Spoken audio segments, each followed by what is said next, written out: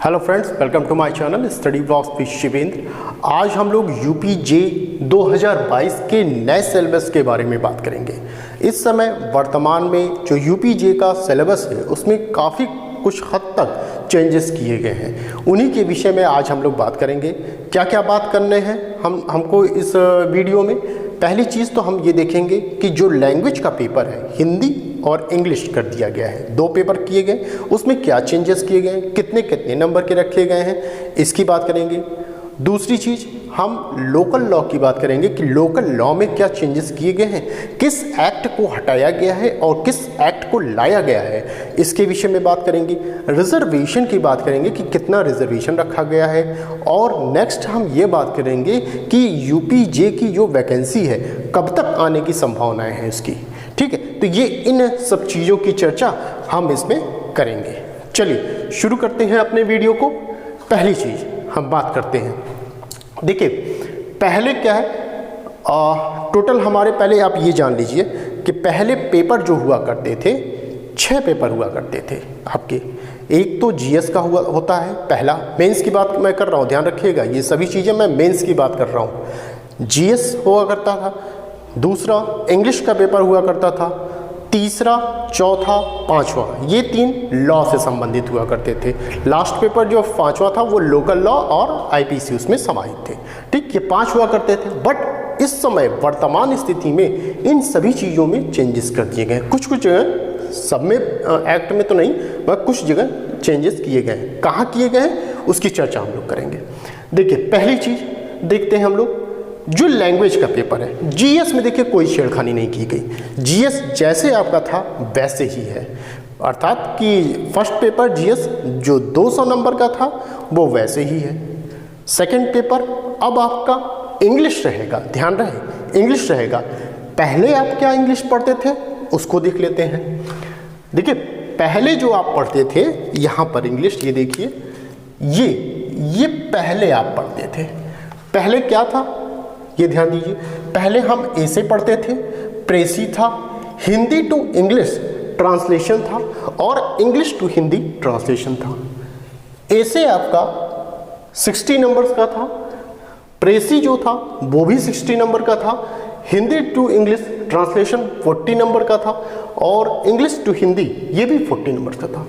Total मिला के 200 number के आपके लैंग्वेज का पेपर होता था पहले।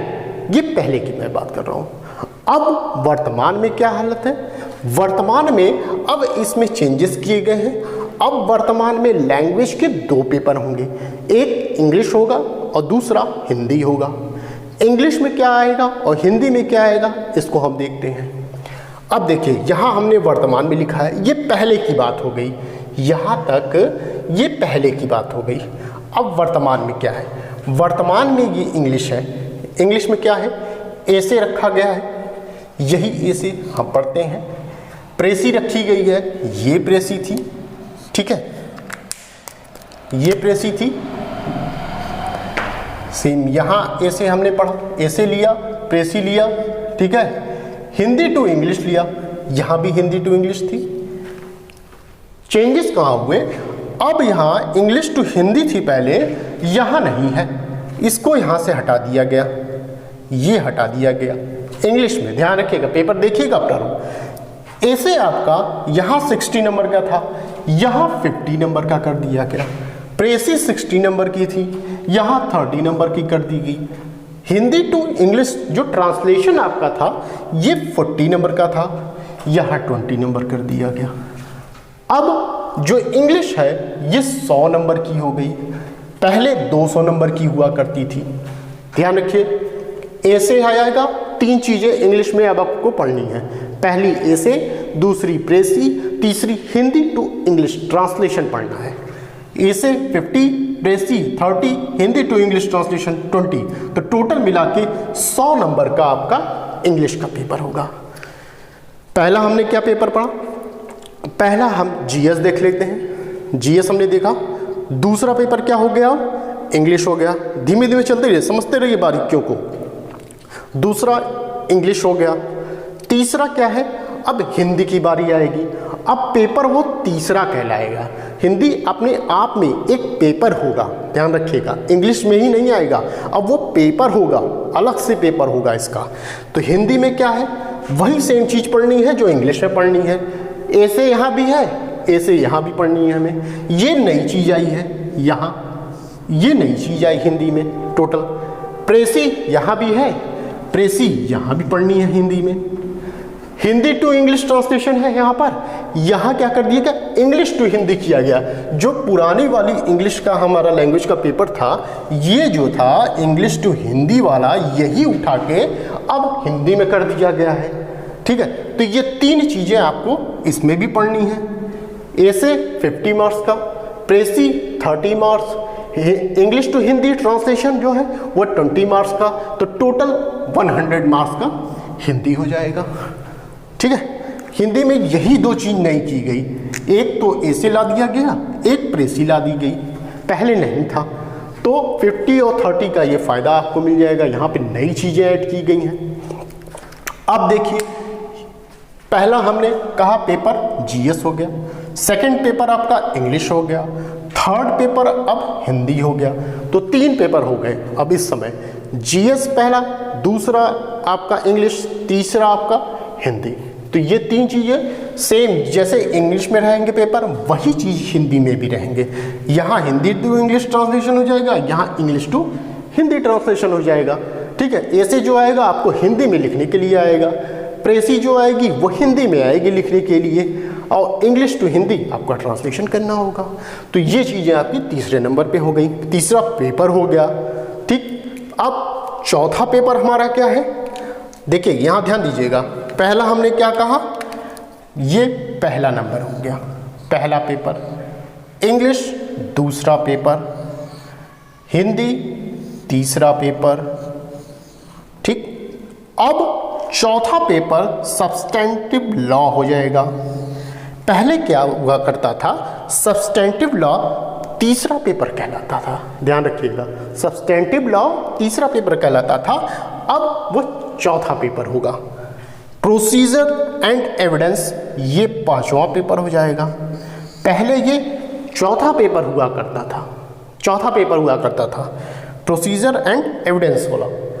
अब छठवां पेपर क्या है, आईपीसी एंड लोकल लॉस हो जाएंगे यहाँ पर, ये छठवां पेपर हो गया। ये 5वां पेपर हुआ करता था। तो टोटल जो मेंस में आपको पेपर देने होते थे वो 5 पेपर देने होते थे। अब कितने देने होंगे, 6 पेपर देने होंगे। हिंदी एक बढ़ गया अपने आप में, तो 6 हो गए टोटल। समझिए, आसान से समझिए, क्योंकि पहले देखिए कोई भी स्टूडेंट होता है उसको सबसे पहले अपने सिलेबस का ज्ञान होना चाहिए। जिस स्टूडेंट को सिलेबस का ज्ञान नहीं है तो वो समझ लिए कि वो सही दिशा में नहीं, सही डायरेक्शन में वो नहीं जा रहा है।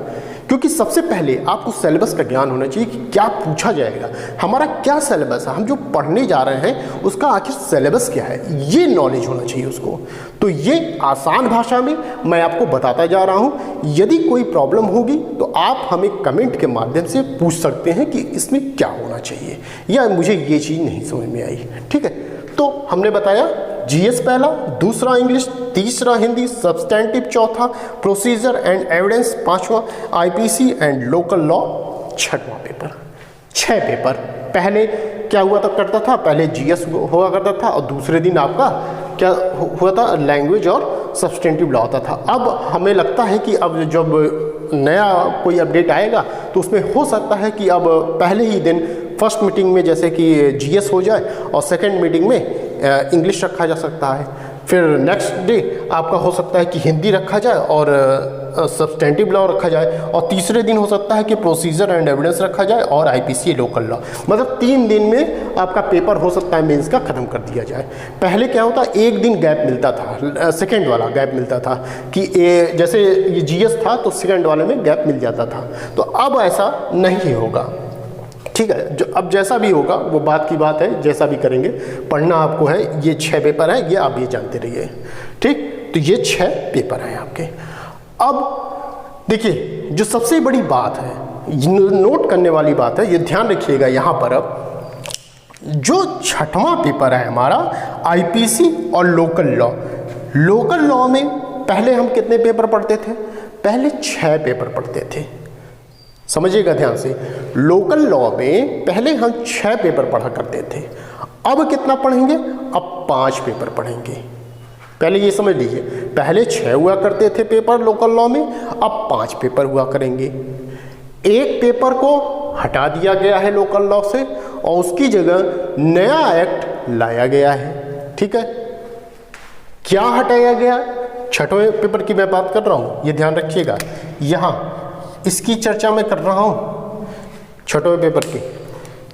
UP zamindari abolition and land reforms act 1951, ये हम लोग लोकल एक्ट में पढ़ा करते थे। अब इसको यहां से हटा दिया गया, यह क्रॉस का निशान हमने बनाया हुआ है, इसको क्या कर दिया गया? हटा दिया गया है। अब इसकी जगह पर क्या लाया गया है? नया पेपर लाया गया है, यूपी रेवेन्यू कोड 2006, ये नया पेपर लाया गया है। इसकी जगह पर ध्यान रहे, ठीक है, इसकी जगह पर यूपी रेवेन्यू कोड 2006 ये लाया गया है नया पेपर, ये नया अमेंडमेंट किया गया है लोकल लॉ में। ठीक है, अब जो वैकेंसी आएगी ये इसी के हिसाब से आएगी।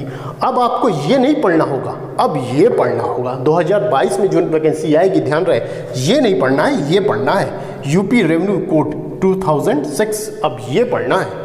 ठीक है, ये चीज़ें हो गई। अब देखते हैं क्या पेपर हटाया गया है। देखिए, इसकी जगह पे ये लाया गया, फिर भी 6 हो जाएंगे। तो अब हटाया क्या गया उसको देखते हैं। हटाया इसमें ये गया है, जो हम पढ़ते थे रेंट कंट्रोल एक्ट, ध्यान रखें, ठीक है, रेंट किराया अधिनियम जो पढ़ते थे, रेंट कंट्रोल, उसको अब हटा दिया गया है।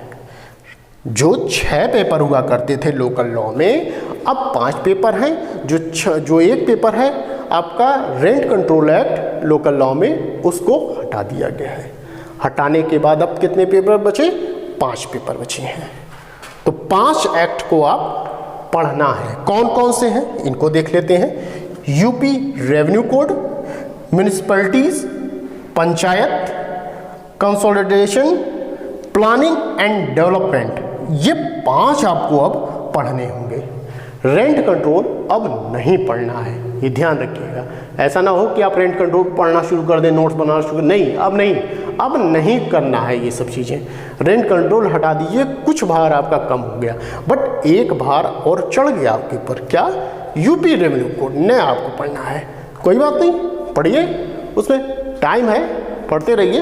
एक तो कम किया गया भार, तो दूसरा लाया गया, कोई बात नहीं। समय के हिसाब से देखिए, जो समय की डिमांड होती है उसके हिसाब से लॉ चलती है।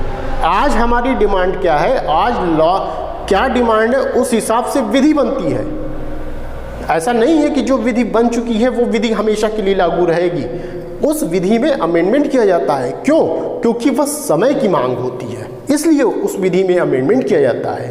कोई कानून अगर किसी अपराध के ऊपर नहीं बनाया गया है और वह अपराध घटित होते हैं, तो देखा जाता है कि भाई अब जरूरत है उस अपराध को रोकने के लिए, कानून बनाने के लिए। तब संसद में बिल पास होते हैं, नियम बनती, कानून बनता, राष्ट्रपति की साइन होती, फिर कानून बन जाता है। ठीक है, ये सब ध्यान रखिएगा। तो जरूरत थी, इसलिए इसको लाया गया है। तो ये हो गए आपके 5 पेपर। अब ये ध्यान रखिएगा कि अब मेंस में ये बात है कि कितने नंबर का मेंस होगा। मेंस देखिए सेम उसी प्रकार से होगा, उतने ही नंबर का होगा, उसमें कोई दिक्कत नहीं है। 1000 नंबर के आपके मेंस का पेपर होगा, 1000 मेंस का पेपर इसी में चेक होगा। 1000 कैसे कैसे नंबर बांटे गए हैं इनको ध्यान रखिएगा। जैसे जीएस आपका हो गया, ये पहले जैसे 200 नंबर का आता था वैसे ही आएगा। इंग्लिश हो गई, अब 100 नंबर की आएगी। हिंदी 100 नंबर की आएगी, क्योंकि लैंग्वेज टोटल मिला ले तो 200 नंबर का ही है, बट उसको बांट दिए गए हैं अलग अलग। तो 100 100 200 हो गया। सब्सटेंटिव हमारा ये भी 200 का आएगा। प्रोसीजर एंड एविडेंस ये भी 200 का आएगा। तो आईपीसी एंड लोकल लॉ ये भी 200 का आएगा। तो 2 ये 2 मिला लीजिए 4, 2 6, 2 8, 2 10, तो नंबर सेम रखे गए हैं। 1000 में से आपका ही कॉपी चेक होगी मेंस की, तो 1000 वो रखा गया है, ठीक है।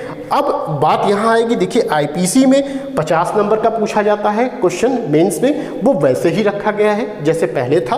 और लोकल लॉ में आपको पता होना चाहिए 150 नंबर के पूछे जाते हैं, तो ये भी सेम उसी प्रकार से 150 नंबर के मार्क्स रखे गए हैं, ठीक। तो ये पूरा आपका था।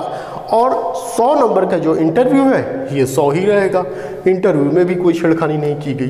तो कहाँ कहाँ क्या बदलाव किए गए हैं इसके विषय में हमने आपको बता दिया।